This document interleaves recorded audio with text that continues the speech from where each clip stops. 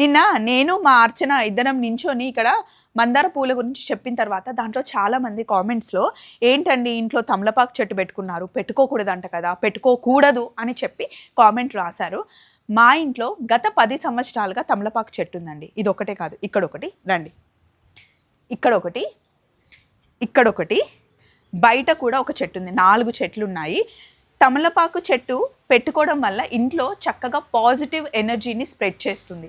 అంతేకాకుండా ఇందులో చాలా మెడిసినల్ వాల్యూస్ ఉన్నాయండి. పిల్లలకి జ్వరం వచ్చినా, దగ్గు వచ్చినా, మనకి జ్వరం వచ్చినా, దగ్గు వచ్చినా, కొంచెం గొంతు గరగరా అన్నా మన ఇంట్లో పెరిగిన తమలపాకు చెట్టుని 2 ఆకులు తెంపుకొని బాయిల్ చేసుకొని ఆ వాటర్ తాగితే ఎంత మంచిది తెలుసా అండి.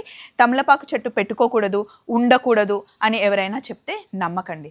మా ఇంట్లో, మా చెల్లి వాళ్ళ ఇంట్లో, మా చుట్టాల ఇంట్లో, నాకు తెలిసిన వాళ్ళ ఇంట్లో, అందరింట్లో తమలపాకు చెట్టు ఉంది. మా ఇంటికి వచ్చిన వాళ్ళందరూ కొమ్మ తీసుకెళ్తారు, పెడతారు. చక్కగా తీగ వస్తుంది. మంచిగా రోజు ఎక్కువ వాటర్ పోస్తే కనుక తమలపాకు చెట్టు వస్తుంది. భయాలన్నీ వదిలేసి తమలపాకు చెట్టుని ఇంట్లో పెంచుకోండి. ఓకేనా? Thank you. Have a nice day. Bye.